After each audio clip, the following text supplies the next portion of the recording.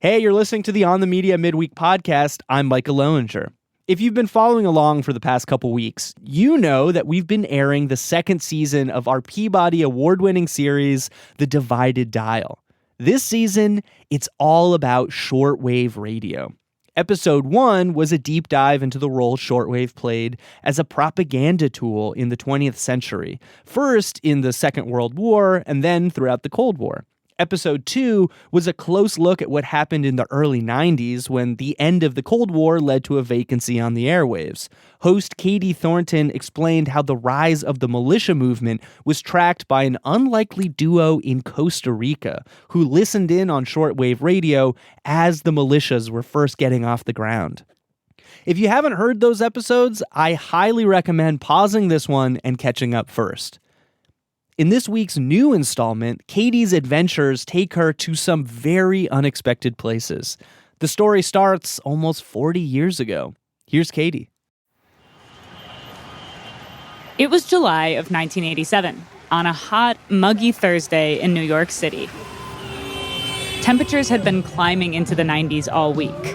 And as people all over the city ran fans in their windows, wrapped wet towels around their necks, and hit the beach, a 34-year-old man named Alan Weiner from Yonkers was out on the water, on a ship, a 200-foot-long freighter. And it's not a gleaming clipper ship, but a broken-down bucket which has drawn the attention of the federal government. It drew the Fed's attention because of what was happening on board. There's a new rock station in town. Well, not really in town, really in the water. And it may be illegal. Alan was a tech-savvy hippie with round glasses and a long bowl cut in the style of Johnny Ramone. And together with his comrades, Alan had launched a pirate radio station. And the only people that have radio stations in New York are gigantic corporations. This is the only other way to do it, especially if you don't have much coin. This was not Alan Weiner's first time hijacking the airwaves. He'd been illegally broadcasting for half his life, first getting a knock on the door from the FCC when he was just a teenager. But this was by far his most ambitious effort. Radio New York International, they call themselves, with a rock and roll accent and a pacifist beat. With the stated goal of spreading peace, love, and understanding, and some good old American rock music, Radio New York International broadcast for listeners up and down the East Coast, and artists sent in records for them to play on the air. All right, that's the Ramones here at RNI, Radio New York International. As for the news media, they pulled out all the stops to cover the story. Channel 5 News has spared no expense in tracking down these pirates. We've added this vessel to our investigative fleet. It's a duplicate of the one used on Miami Vice. With us is our Captain Fred Shaw. Fred?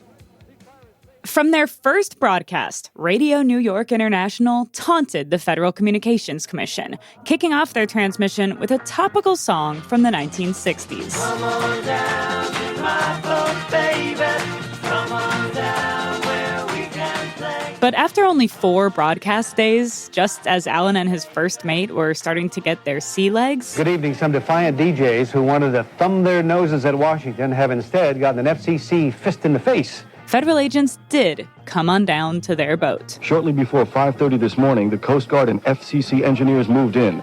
The FCC dismantled the radio equipment, and the Coast Guard arrested the 2 RNI staffers on board, Ivan Rothstein and Alan Weiner. Alan was incensed as they took him off the ship in bracelets. We weren't breaking any laws whatsoever. We feel we were completely illegal station, and now free-form rock and roll has been snuffed out. They had anchored the boat just over 4 miles off the coast of Long Island, which, per Alan's interpretation of the law, was international waters. But the government said that international waters started much further out. Weiner and another man have now been charged with illegally broadcasting rock and roll music and peace chatter. Radio New York International was dead. The men who wanted your ears were chained, taken away, and could spend years in jail. You know how many robberies there were in this town last year? Murders, burglaries, but 2 pirate DJs won't bother you anymore. Alan ended up avoiding jail time for this stunt, in part thanks to the ACLU coming to his defense.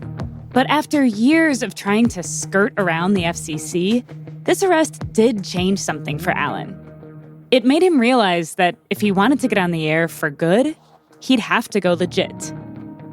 Alan set out to get his own licensed station. The FCC dragged its feet for years, saying in the official record that it didn't want to give a license to Captain Hook.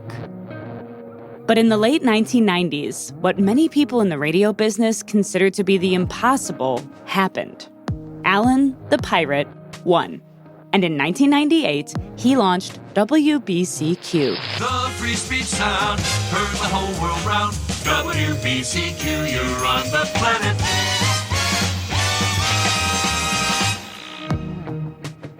It wasn't in the coveted, corporatized market of New York City.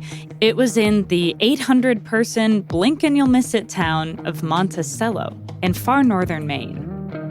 That was all right, though, because Alan wasn't going for a local audience. He was going to use the shortwaves to bring the free-form, peace and love mission of his pirate ship out to the world. This is Season 2 of The Divided Dial from On the Media. I'm your host, Katie Thornton. This season is all about shortwave radio, how it went from a utopian experiment in global communication to a tool of government and far-right propaganda, and what a little-known battle playing out on the shortwaves today means for the future of our public airwaves. This episode, the story of one station and one man that tells us a lot about shortwave in the internet era. Last episode, we learned how shortwave took a hit when the internet came around. Lots of stations closed, but WBCQ was just getting started. Today, it's one of the highest-powered, privately owned broadcasting facilities on Earth. So how did Alan Weiner pull it off? The answer has to do with an absolutely giant antenna that reaches every continent.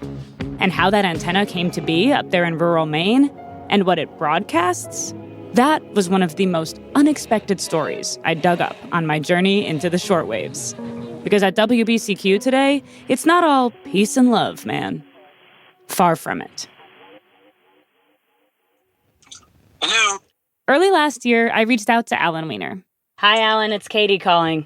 Hello, Katie. And he mentioned that he and some of his engineering buddies would be gathering for last April's solar eclipse, which happened to pass directly over WBCQ. Offhandedly, he invited me along. Yeah, sure, come on up. You can't miss the station. It's got a ginormous antenna. Other than a friend of mine who told me about the station, no one I knew had ever even heard of WBCQ. And I know a lot of radio freaks. I really wanted to know more. So I took Alan up on his offer. 1 mile ahead, 2 miles ahead, and 1 mile right. So if I look northeast, I should see the tower. Turn right onto Britain Road. Okay. Holy shit.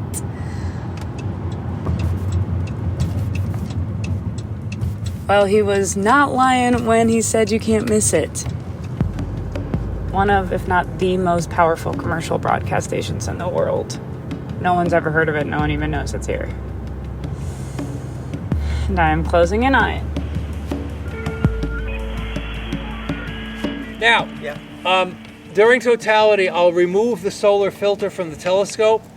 You can look at it in totality without the filter. When I arrived at the station, Alan was there with his wife Angela, some friends, a farmer neighbor, and the station's engineer. They were warm and friendly. They'd lugged an assortment of wooden and plastic chairs out to the station's small parking lot and had an extra ready for me. They offered me sunscreen and eclipse-proof glasses. Yeah, we got 55. Ooh. 55. It was brisk. There was snow on the ground, but the skies were this perfect blue. 3 minutes. Oh, there's barely anything left. It's a pinhole sun. Yeah. Pinhole sun. Rest in peace, Chris Cornell. What a beautiful man. At one point, as it started to get darker, the automatic floodlights came on in the parking lot where we sat. Oh, look, the lights just come on. Oh, shit. Yeah, turn them off, would you? Oops. That was the sound of a station employee's handgun falling to the ground out of his back pocket when he got up to turn the lights off. One of the guys who came up for the big event was named Tim. He has a long-running weekly show on WBCQ, playing mostly rock and roll, sprinkled in with some funny skits and stories. Like Alan, he had long gray hair, though Tim's was notably more unkempt. And also like Alan, Tim got his start in pirate radio a long time ago. I was with my buddy and thought, hey, why not? Each of us popped a tab of acid. We're starting to trip our brains off. So I ran next door and I grabbed a bunch of records and other stuff and a reel-to-reel tape machine and patch cables, broadcasted on shortwave. I called it Radio Timtron Worldwide. It was just a goof.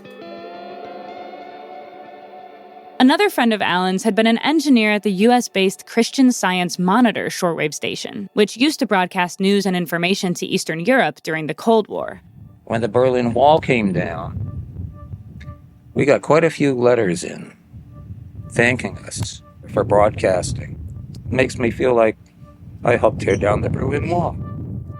At WBCQ, I got the full range of shortwavers' aspirations.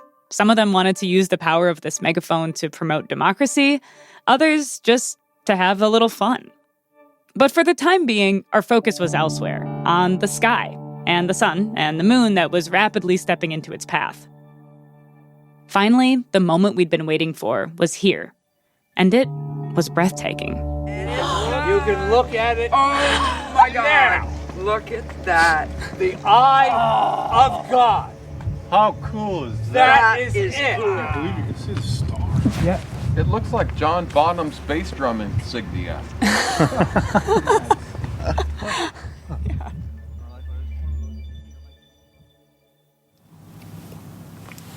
Yep, the morning after the eclipse. Just woke up in the back of the minivan in the Walmart parking lot here in Holton. I don't know if you all know this about solar eclipses, but it's impossible to find a cheap hotel. It's impossible to find any hotel, especially all the way up here, 12 miles past the northern terminus of Interstate 95, which runs from Maine to Florida. I knew all this going into the trip, and I'd booked an RV with a heater. But it canceled on me at the last minute. So I rented a minivan from some guy in Boston and threw an air mattress in the back. It's like 20 degrees last night. It was really cold. Made it, though. And getting ready. I decided to go back to WBCQ because something wasn't adding up.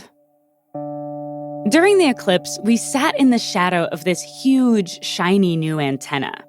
But elsewhere on the property, radio equipment clanked away inside various trailers and falling down shacks. There were lots of old school buses and World War II-era radar devices. Alan told me he uses them to search the skies for extraterrestrial life. A massive anti-aircraft gun was parked at one of the station's driveways. That big new antenna was just so out of place with the rest of the station. I wanted to know how it all came to be. So Alan and I chatted as he showed me around. We're a free speech radio station on shortwave, and we lease airtime to anyone. What are you all charging? $50 an hour. Yeah, and that's what we were charging when we went on the air. From the time WBCQ launched in 1998, anyone could buy airtime. Buy an hour every month, every week, every day. You pay, Alan will beam it out. And that $50 an hour rate, it's kind of insanely affordable. For reference, I used to work at a small community radio station that charged $50 for a 30-second underwriting announcement. You know, those programming is supported by messages you hear. When WBCQ started, the exodus from shortwave was well underway. About a fifth of Americans were already on the internet. But despite that, there was still demand for affordable airtime. So WBCQ started adding more frequencies. This was all happening before they got the big new antenna, but the station could still reach pretty far. South America, even Antarctica. Folks bought airtime to play niche music shows, classic rock deep cuts, even old wax cylinders and 78s. But as Alan quickly discovered, when you advertise yourself as a haven for free speech on a medium that was already home to militia leaders and extremists, that's who shows up. The American Nazi Party. Do you know they were one of the first people to sign up with us? They came to us, oh, free speech, right on the air. I said, yep, no problem. Alan's father was Jewish, and Alan was mostly raised Jewish, though his mother was Roman Catholic.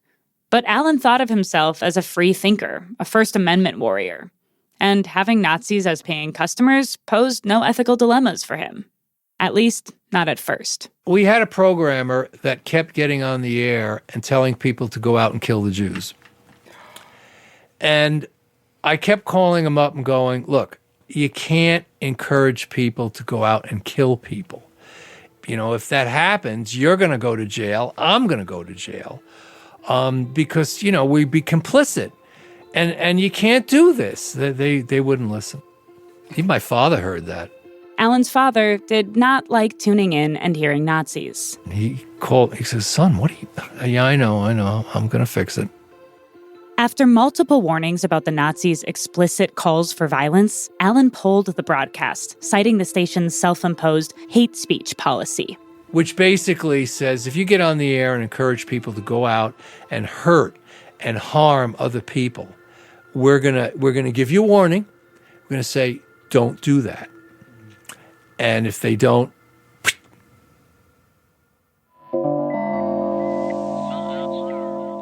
the Nazi show was called American Dissident Voices, and when Alan cut it, it caused a stir. Deep in the archives of one popular shortwave show, I found a call-in that dealt with the cancellation head-on. We're talking about American Dissident Voices being booted off of WBCQ. The host was Bill Cooper. He was a hugely influential thought leader in the conspiracy and militia movements of the 90s. We heard some of his show on the last episode. Good evening, you're on the air. Yeah, this is Mike in South Florida. Good evening, Bill. Hi, Mike. I don't agree with the person of WBCQ because he became judge and jury with no due process. If the radio station makes a claim that they will broadcast anybody's opinion, they should honor that promise. I lost a lot of respect for Al Wiener by him not honoring his promise. In Alan Wiener's case, he simply pulled the plug. Yeah, he certainly did that. And then... Good evening, you're on the air. Hi, Bill. It's Alan Wiener. Alan called in. Hi, Alan. Well, you know, I think a lot of people out there are glad you called.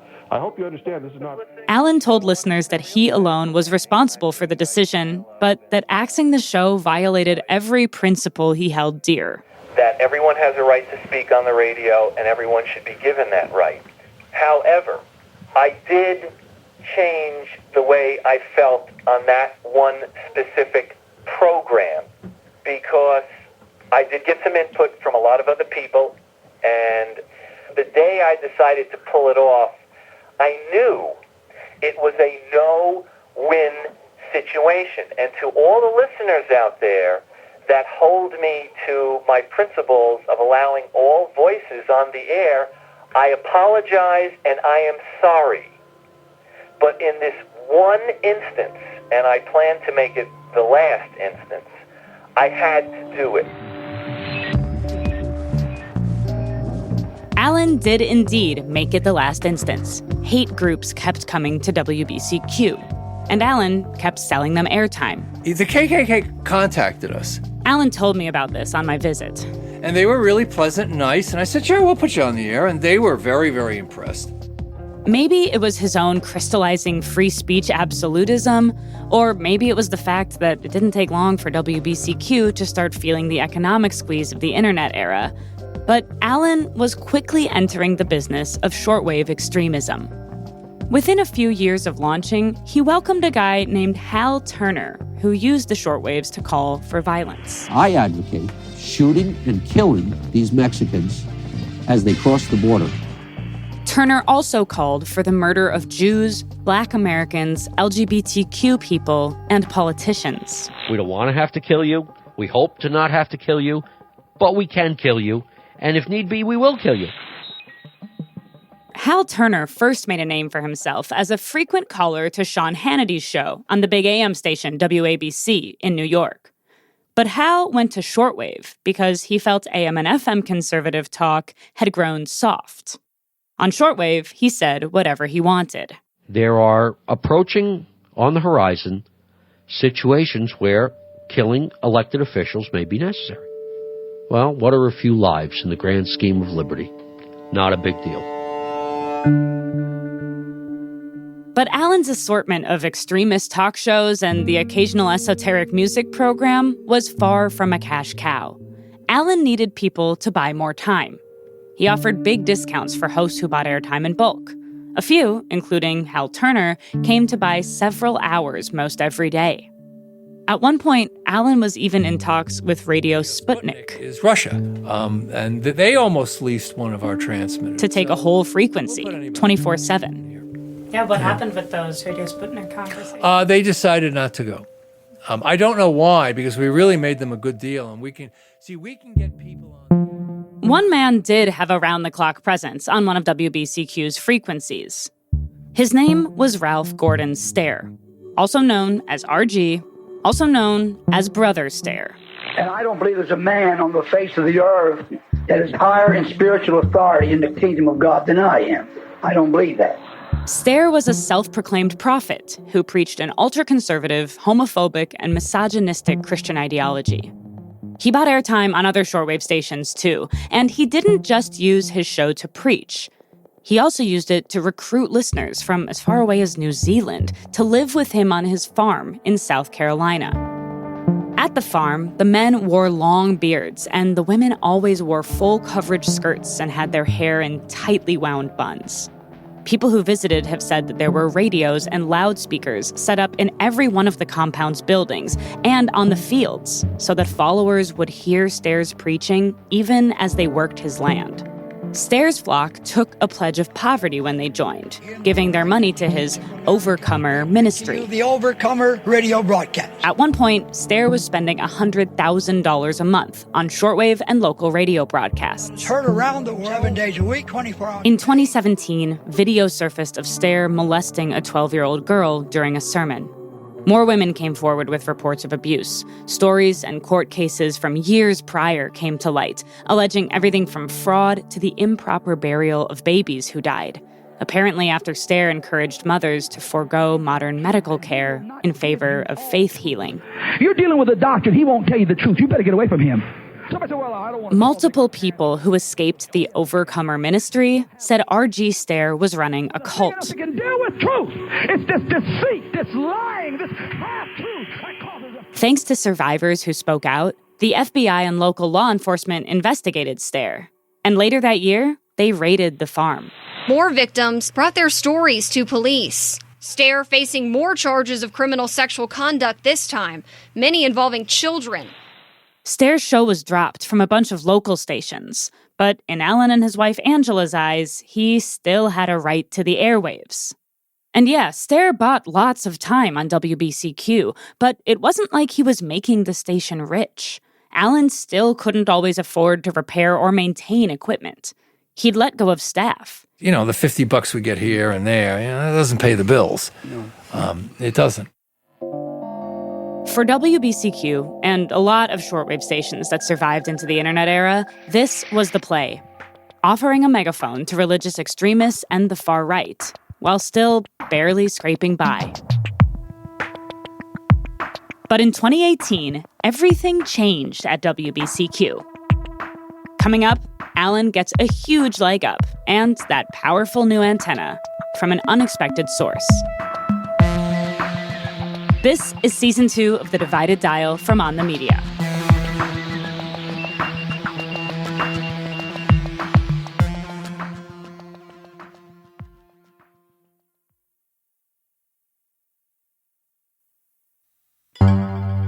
This is The Divided Dial from On the Media. I'm Katie Thornton. Right before the break, I was telling you about how WBCQ was struggling financially. But in 2018, that all changed. That summer was great. WBCQ got a many $million-dollar cash injection and that massive new antenna. It can pump out 500 kilowatts of power, 10 times as much as WBCQ's other signals. The town's electric system wasn't even powerful enough to support it, so Alan offered to split the cost of rewiring with the local government. They're rewiring the town.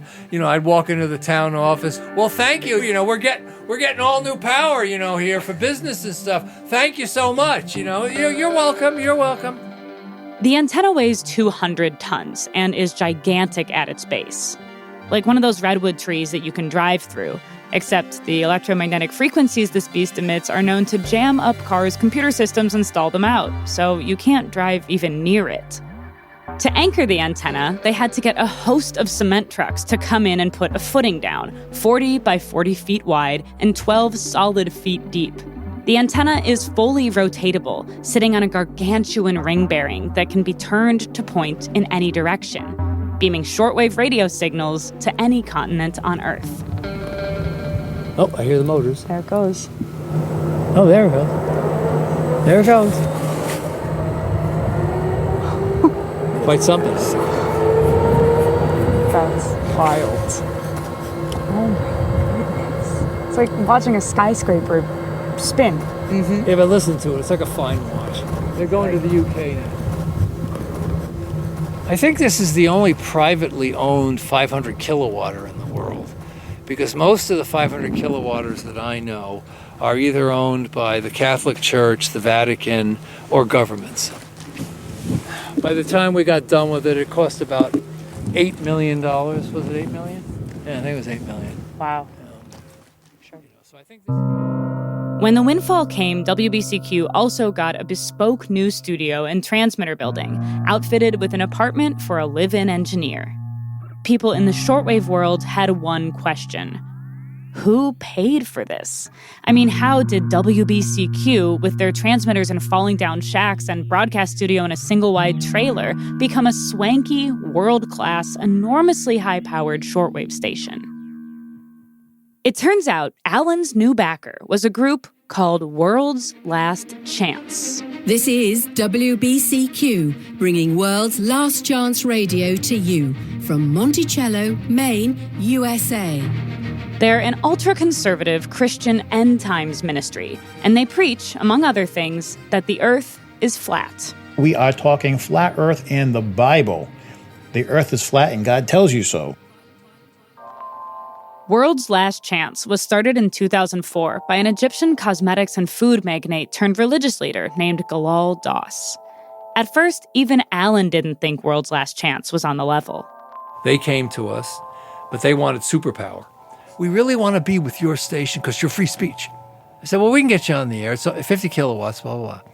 I said, no, we don't want that. We want more power. I said, well, how much more power? So, at least 500,000 watts. I said, we'd have to build that, and, we'd have to charge you for it and all that. That's millions of dollars, They said, fine. Well, that afternoon, they wired me $30,000. So I said, okay, these people are serious. Some of what the ministry preaches is just downright strange. Or really in the weeds about doctrine. Cosmologies and cosmogonies. Scholars have always known the truth, but it's been hidden. For a while, World's Last Chance believed that Pope John Paul II was going to come back as the Antichrist. A shocking truth emerges. They also follow a strange combination lunar-solar calendar, not the Gregorian calendar. So their Sabbath falls on different days from week to week. That Yahushua could not have been crucified on a Friday and most certainly was not resurrected on a Sunday. So we've got a conundrum. In 2018, they took out full-page text-only ads in places like People magazine and USA Today, saying demons were going to come to Earth disguised as aliens to deceive Christians. But other things they broadcast have more clear overlap with the conspiratorial right. They are staunchly anti-establishment, especially since COVID. Well, let's be honest. We shouldn't be surprised that the church has failed to stand up to government dictates. The closer we get to the end, the more the fallen churches will spout the serpent's agenda. And they even link their flat earth beliefs not just to extreme biblical literalism, but to their anti-globalist agenda. The only kind of circumnavigation which could not happen on a flat earth is north-southbound. Both the North Pole and Antarctica are military-enforced no-fly and no-sail zones due to restrictions originating from none other than the United Nations. World's Last Chance is very dubious, but it's not exactly a cult. Though they do sometimes encourage their members to quit their jobs to dedicate themselves to the ministry, they don't appear to take money from their followers. They've never had what they refer to as an earthly headquarters, as in no sketchy farm. They say their members are spread literally over the four corners of the world. they bill themselves as a web-based ministry, and they have this janky website that looks straight out of the early internet. We're talking retro-futuristic graphics and pictorial backdrops with text-heavy blocks, and a left-hand column of like 40 hyperlinks. But if World's Last Chance's website is less than convincing, their shortwave radio broadcast is top tier. It's super listenable, well-produced, and among the slickest broadcasts on American shortwave today. Alan will be the first to tell you it's the religious programming that pays the bills. World's Last Chance's doomsday ministering is the key to it all. The ministry's payments more or less bankroll WBCQ's original operation, all the other frequencies with the free speech programs that still roll in at $50 a pop. Well, all right. What's on the air now? This is on the air. That's on the air. Radio Trump International is on the air. And, the polls came out. Radio Trump International was one of Alan and Angela's shows, which they ran leading up to the 2024 election. We're Trump supporters. We are. And we've decided to take one of our channels, 5130, and we broadcast Radio Trump International 24 hours a day. Because we can. Having a backer like World's Last Chance has also made it easier for Alan to keep broadcasting people like Brother R.G. Stair, a man he and Angela came to consider a friend. What the government did to the beautiful people at the Overcomer, they raided the place like it was a Ruby Ridge. Alan and Angela told me they don't believe the well-documented allegations of sexual assault. A bunch of farmers, a bunch of cattle-raising, goat-raising Christian people, tilling the soil, and they pretty much went in there and terrorized everyone. Stair is dead now. He died in 2021 while awaiting trial. But his followers still live at the compound, and they still send the preacher's reruns to Alan to broadcast around the world all day, every day. Brother Stair, he helped us keep BCQ on the air, expand. And I always promised that we would keep him on the air no matter what, even if they didn't have money. Alan knows that a lot of people would have considered him liberal in his early years. He knows that in some people's eyes, he's made a shocking transformation from his days as a peacenik rock and roll pirate. For Alan's part, he says that his philosophy is the same today as it's always been. That people need to hear even the most hateful speech so that they can understand it and resist it. My political science professor used to say that if you let things fester in the dark, they will fester and grow. But if you shine the light on them, the light will help expunge it and bring it out so people can say, hey, this is wrong. We don't agree with this. You shouldn't do this. Were you all concerned about having those voices on the air, that it could lead to harm?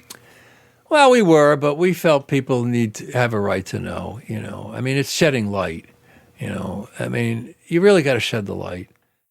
But I don't think that whole shedding the light thing really worked. Several of the hosts Alan has been running on WBCQ since the early days are still spewing racist, violent rhetoric, like Hal Turner. Even though Alan says that Hal's toned it down since his days advocating that people kill immigrants, Hal's still on WBCQ 5 days a week. And anyway, Alan says, Hal's show gets you thinking. He gets you thinking. Without being specific. Here's Alan with Angela on their radio show just last month, recycling tired critiques of rap music. There are some cultures, and maybe even races, that are steeped in violence and proud of it. The kind of music, I believe it makes people nasty. Angry. Free speech, peace, love, and understanding. We talk about those things. The understand has gone too damn far. Too far. Too far. It has. In the some understand ways, has kind of just gone too far, because everything in the world except for the love of God.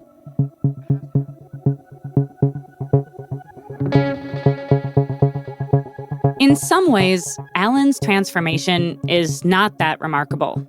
there are plenty of hippies who aged into libertarians or right-wingers, and it's not surprising that a lot of these guys use free speech as a cover for people to say whatever they want without any regard for truth or for consequences.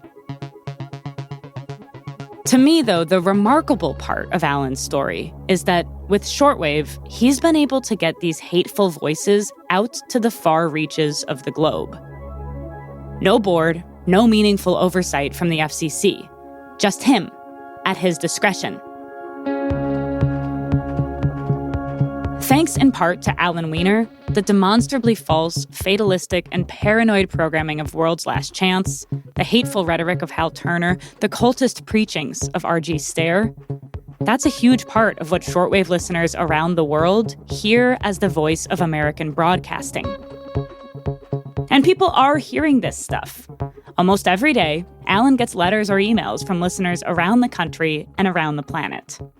Just got one from China. Really? Came in this morning. Yeah, on email. They picked up the station. They really liked the programming. Wow, so this one came in from Australia. Dear Sir, Madam, hope you had a nice Christmas holiday. This year I have Christmas alone, but listening to your program makes me happy. From Antwerp Network. Signal was nice and clear. They have New York, Philadelphia, Australia. Got a bunch of Russian listeners, too. And here's one from Buffalo, New York. In Antarctica at the Scientific Center. Dear Sir, on Saturday, September 23rd. And people are still coming to Alan for a platform, too. Within an hour of me first arriving at WBCQ, Alan's phone rang. Nowhere. So we pay attention to lightning. Yeah, okay. Here, go ahead. Hello? As he disappeared out the door, I could hear Alan explaining his simple, well-worn policy to the shortwave curious caller. Free speech radio. Yeah, we'll get you on the air. It's $50 an hour.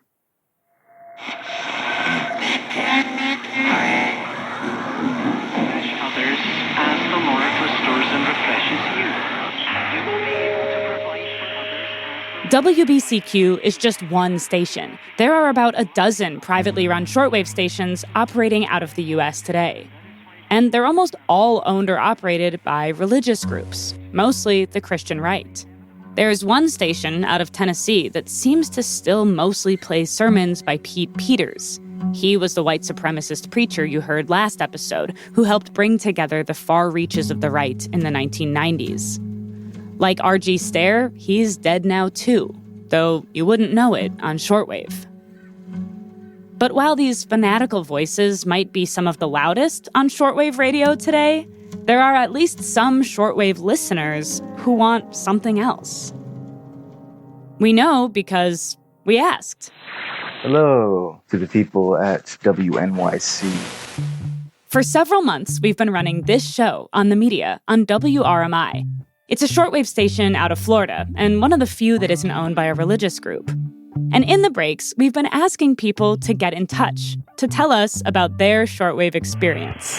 As a little boy, I'd often run in to tell my mom and dad about something that they didn't read about until the next day in the paper when it broke. I was a Peace Corps volunteer, first in Micronesia, then in Sri Lanka.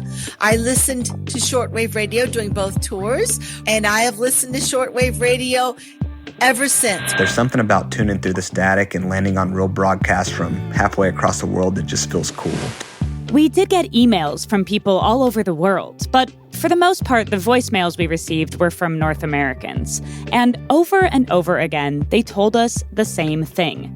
Shortwave is a way to get out of your media bubble, to get out of the US and Western-centric news cycle. It's a way to stay connected to the world, hear different perspectives. I regularly listen to Radio Dabanga out of Sudan. I love shortwave because of what it offers to people. The ability to freely access information no matter where you are in the world. And often, they said the broadcasts they hear most don't represent what they love about the medium.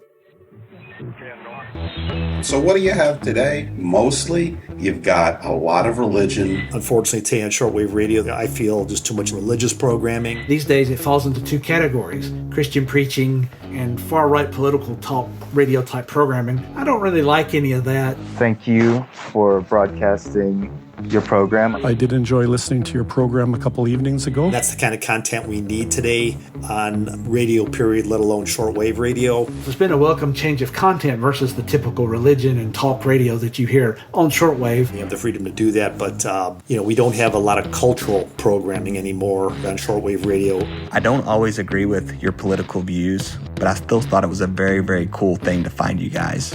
In fact, it made me appreciate the whole thing even more. Next time on The Divided Dial. It turns out on these hollowed-out frequencies, pirate broadcasters have been hijacking the airwaves in droves with a more idealistic vision for shortwave. But that vision is getting pushback from a very unlikely source. Not the Federal Communications Commission, but a handful of finance bros who want to wrestle the airwaves away from the public. Who would have thought that shortwave is now fabulously valuable to Wall Street? The fact is now Wall Street is deeply invested in it. And so the question is, what is the FCC going to do about all of this? On the final episode of this season, it's the battle playing out right now for our shortwaves between the pirates and the profiteers.